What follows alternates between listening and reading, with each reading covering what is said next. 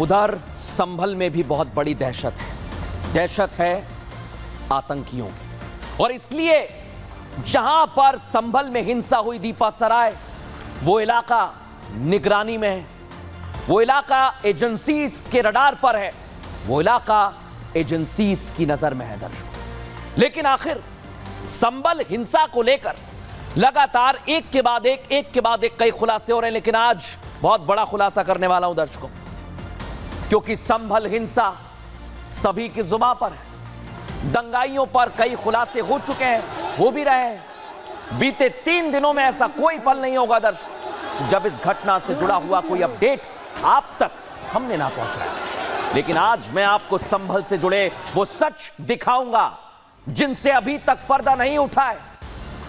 आज मैं संभल में जिस जगह पर हिंसा भड़की उसके सच को बेनकाब करने वाला हूं। संभल के 3 सच और 7 गुनाहगारों से पर्दा उठाऊंगा। आरोपों और सफाइयों का दौर चल रहा है, लेकिन संभल के ऐतिहासिक रिकॉर्ड को खंगालना बेहद जरूरी है, क्योंकि अभी तक ये साफ नहीं हो पाया कि इस हिंसा के पीछे कौन है। इसका जवाब मैं आपको दूंगा। संभल वो धरती है जिसका हिंसा नहीं बल्कि आतंकियों से भी पुराना रिश्ता रहा है। बेहद खतरनाक इतिहास। इसलिए जब आज संभल हिंसा के हर एक एंगल की जांच की जा रही है, तो इसके आतंकी एंगल की भी जांच हो रही है। इतिहास के पन्नों को पलटकर देखा जा रहा है दर्शकों। और सबसे बड़ी बात यही है कि आखिर संभल का आतंकी कनेक्शन कैसे सामने निकल कर आया है, उसका अतीत क्या है। दर्शकों मैं आपको बताता हूं। ये आप देखिए, संभल में कई लोग मौजूद हैं, लेकिन कई लोग पहले से खुफिया एजेंसी के रडार पर भी हैं। संभल हिंसा के बाद एजेंसियां कड़ी निगरानी रख रही हैं। दीपा सराय इलाका अल कायदा इंडिया के आतंकियों का गढ़ रहा है दर्शकों। अल कायदा चीफ अल जवाहिरी ने 2014 में एक वीडियो जारी किया था। वीडियो में सनाउल हक उर्फ मौलाना असीम उमर का वो जिक्र करता है। सनाउल को अल कायदा इंडिया का चीफ उसने बनाया था। सनाउल हक संभल का ही रहने वाला था। आतंकी सनाउल के कनेक्शन दीपा सराय इलाके से जुड़े हुए हैं जहां हिंसा हुई है। 2019 में सनाउल अफगानिस्तान में मारा गया है दर्शकों, लेकिन दीपा सराय इलाके से अल कायदा के कई आतंकी गिरफ्तार हो चुके हैं। और आसिफ भी सेंट्रल एजेंसीज के इनपुट पर गिरफ्तार हुआ था, याद है ना आपको। आसिफ पाकिस्तान से ट्रेनिंग लेकर भारत आया था। संभल में स्लीपर सेल का बड़ा नेटवर्क तैयार कर रहा था। संभल अल कायदा का आतंकी शर्जील अभी फरार चल रहा है, और शर्जील भारतीय एजेंसीज की लिस्ट में मोस्ट वांटेड है। संभल हिंसा के पीछे अब यह थ्योरी भी है कि आतंकी कनेक्शन हो सकता है। पुलिस की लगातार हर एंगल से जांच सामने आ रही है। इसमें एक एंगल यह भी है दर्शकों। लेकिन आप सोचिए कि संभल में हिंसा होती है, बार बार कहा जा रहा है कि बाहरी आ गए, अज्ञात लोग आ गए, तो क्या इनका कनेक्शन आतंक से है? रिपोर्ट में समझिए।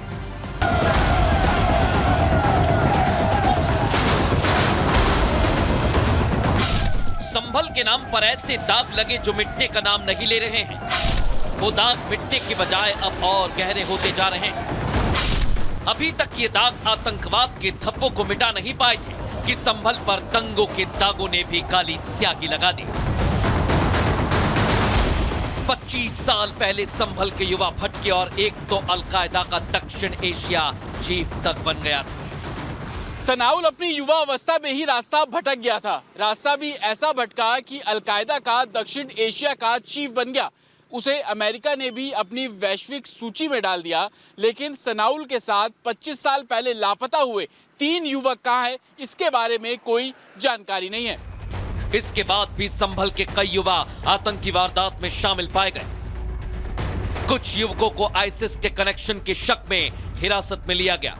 अब संभल हिंसा भड़कने पर भी यही आशंका जताई जा रही है कि जो लोग अज्ञात तरह से इस हिंसा में शामिल रहे वो रास्ता भटक गए हों या फिर किसी आतंकी संगठन के संपर्क में आ गए हों। संभल का पुराना रिकॉर्ड देखते हुए पुलिस जांच के लिहाज से कोई भी एंगल छोड़ना नहीं चाहती है।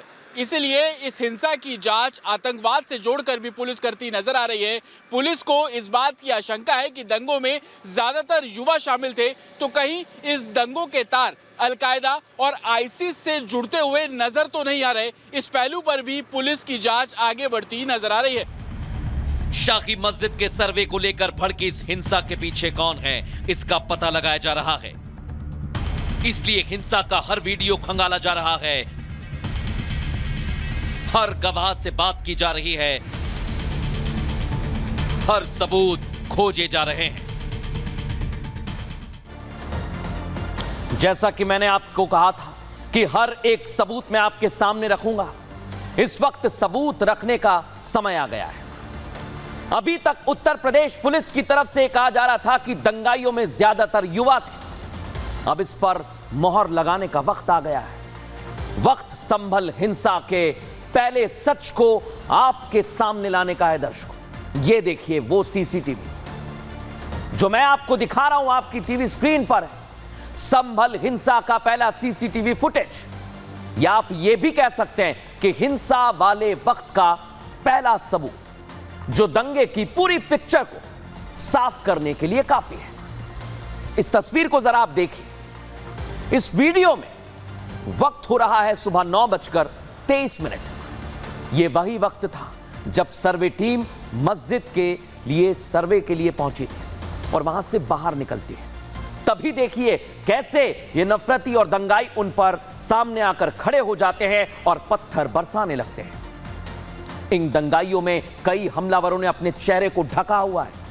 इस सीसीटीवी फुटेज में दर्शकों जो मैं आपको दिखा रहा हूं बार बार, पुलिस प्रशासन पर ये पत्थर फेंकते हुए नजर आ रहे हैं। साफ देखे जा सकते, देखिए जरा आप इन्हें, जो ये साबित करता है कि पुलिस पर झूठ बोलने के आरोप सरासर गलत है। ये तस्वीरें उसी का सबूत है। दर्शकों देखिए आप कैसे ये दंगाई पुलिस वालों पर हमला कर रहे थे, कैसे पत्थर फेंक रहे थे। इस फुटेज पर आपने गौर किया हो तो इससे आप दंगाइयों की उम्र का अंदाजा भी लगा सकते हैं। सीसीटीवी में साफ दिख रहा है कि जो दंगाई पुलिस बल पर पथराव कर रहे हैं, अपना मुंह ढककर आए, वो 20-30 साल के होंगे। देखिए जरा इनकी उम्र देख लीजिए आप, 20-30 साल से ज्यादा नहीं है। यानी पुलिस की आतंकी कनेक्शन से संभल हिंसा की जांच करना गलत नहीं है, एंगल वो भी है, जांच की जा रही है और पुलिस उसी दिशा में आगे बढ़ रही है। अब आप सोचिए दर्शकों, समय मैंने आपको बताया, पत्थरबाजी बता दी कैसे हो रही है, लेकिन बात बहुत महत्वपूर्ण बता रहा हूं आपको। यह बात बिल्कुल सही है कि संभल में जिस वक्त दंगाइयों ने सर्वे टीम पर हमला किया, उस वक्त अगर पुलिस वहां नहीं होती तो बहुत बड़ा हमला हो सकता था। ये बात हवा में नहीं कह रहा हूं कि संभल हिंसा का दूसरा और महत्वपूर्ण सच आपको बता रहा हूं। पुलिस ने भीड़ में शामिल युवाओं को उस वक्त रोकने की कोशिश की, सर्वे टीम का बचाव किया गया। देखिए आप वहां की तस्वीर, आंसू गैस के गोले दागकर भीड़ को तितर बितर करने का प्रयास किया, लेकिन दंगाई इतने उकसाए हुए थे कि उन्हें काबू करने में वक्त लगा। ये सब कुछ हमें संभल हिंसा के चश्मदीद ने अपनी जुबानी बताया है। हिंसा की भयावह तस्वीर मस्जिद के बाहर तैनात डिप्टी कलेक्टर ने अपनी आंखों से देखी। उनके हाथ और पैर में फ्रैक्चर है। उन्होंने रिपब्लिक भारत के कैमरे पर बताया कि अगर पुलिस नहीं होती तो बवाल और बड़ा होता, मौत 4 नहीं 400 तक जा सकती थी। सुनिए जरा क्या कह रहे हैं। शाही मस्जिद के बाहरी परिसर में मेरी ड्यूटी है, जब मजिस्ट्रेट लगी हुई थी। मैं पुलिस कर्मियों के साथ वहाँ मौके पर मौजूद था। 7 बजे के आसपास सर्वे टीम आई, सकुशल मस्जिद के अंदर गई। 7 से 9 करीब 9:15 बजे तक शांति बनी रही और काम में किसी तरह की बाधा नहीं आई। लेकिन लगभग 9:15 बजे के आसपास देखा कुछ लोग गली पे इकट्ठा हो रहे हैं। तब फिर उनको रोकने की कोशिश की गई, आंसू गैस के गोले भी छोड़े गए।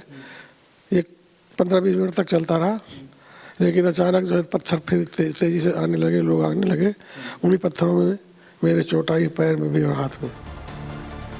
जिस पुलिस पर सवाल उठाया जा रहा है, सुना ना आपने, ठीक यही दावा उत्तर प्रदेश पुलिस का भी है। पुलिस साफ साफ पहले ही दिन कह रही है, पहले दिन से कह रही है कि यह घटना सुनियोजित है।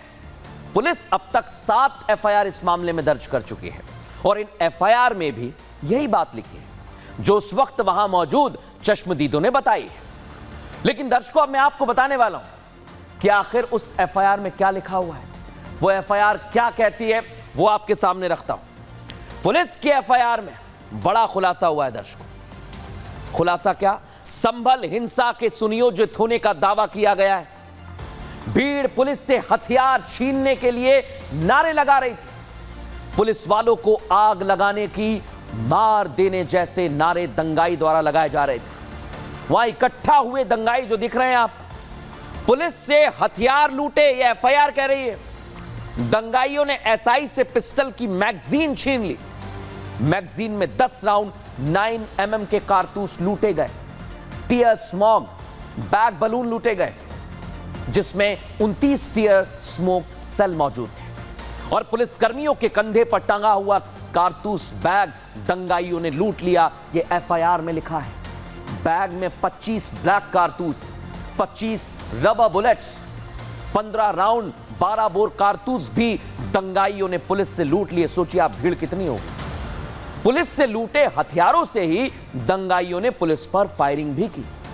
ये तमाम बातें जो मैं आपको बता रहा हूं, ये एफआईआर में लिखी हुई है दर्शकों। और आप सोचिए, मैंने आपसे शुरू में कहा था कि खुलासे बहुत हो रहे हैं, लेकिन एफआईआर तो आपने देख ली। अब पुलिस के मुताबिक नकाबपोश भीड़ में ना केवल दंगाई थी जो पुलिस वालों से पिस्टल छीन रहे थे, बल्कि इस हिंसा के सुनियोजित होने का एक और सबूत है।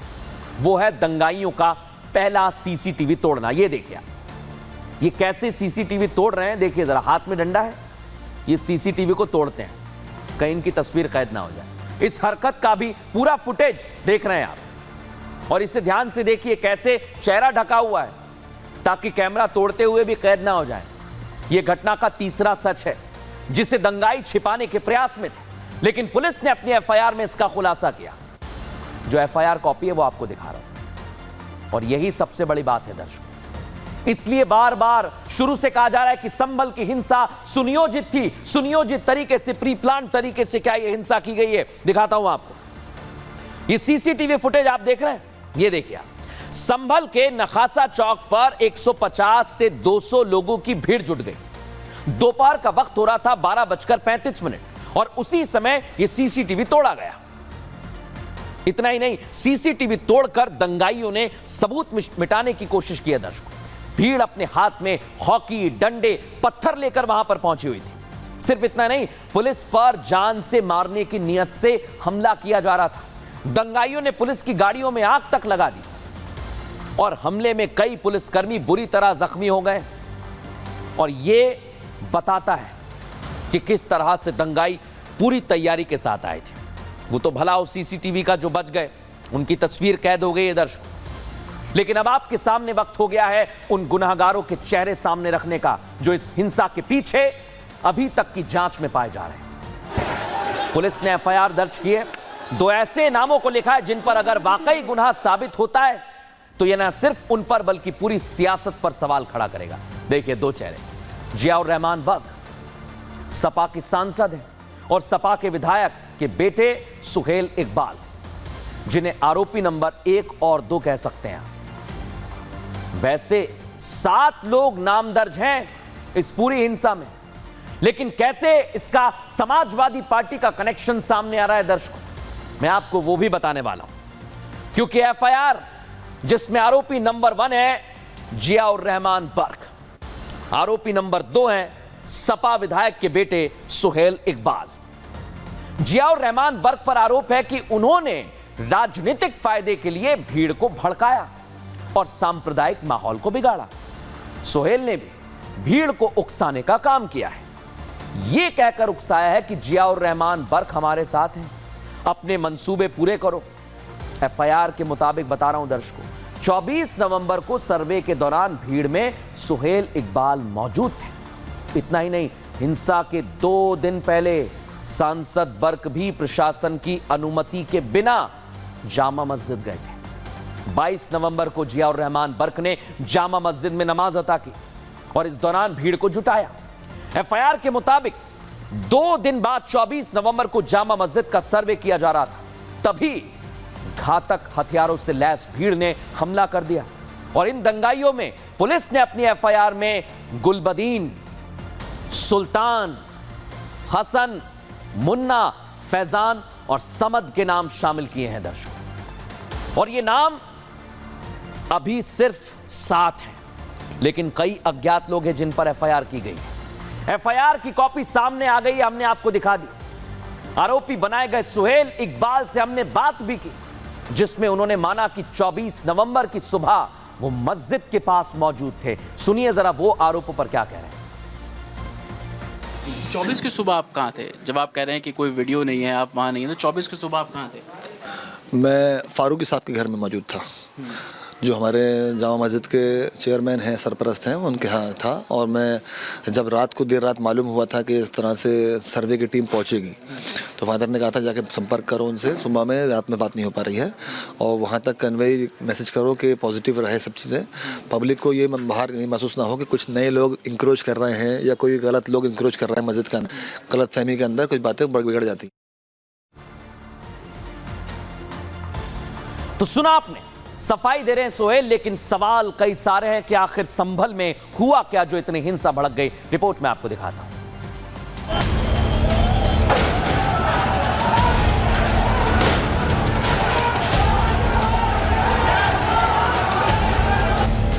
यूपी में हिंसा करने वाले जरा संभल कर, क्योंकि यूपी पुलिस दंगाइयों को किस भाषा में जवाब देती है, संभल की ये तस्वीरें उसकी गवाही हैं। संभल में हिंसा काबू में है, लेकिन हिंसा के बाद से बयानबाजी और आरोपों के तीर बेकाबू हो गए।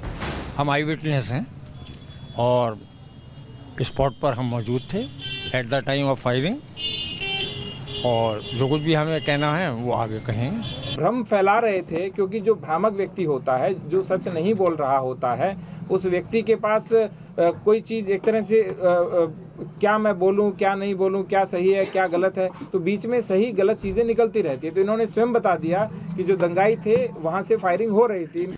संभल के जामा मस्जिद कमेटी के अध्यक्ष जफर अली ने पुलिस पर अवैध हथियारों से फायरिंग का आरोप लगा दिया। जफर के इन आरोपों पर संभल के डीएम की तरफ से पलटवार किया गया।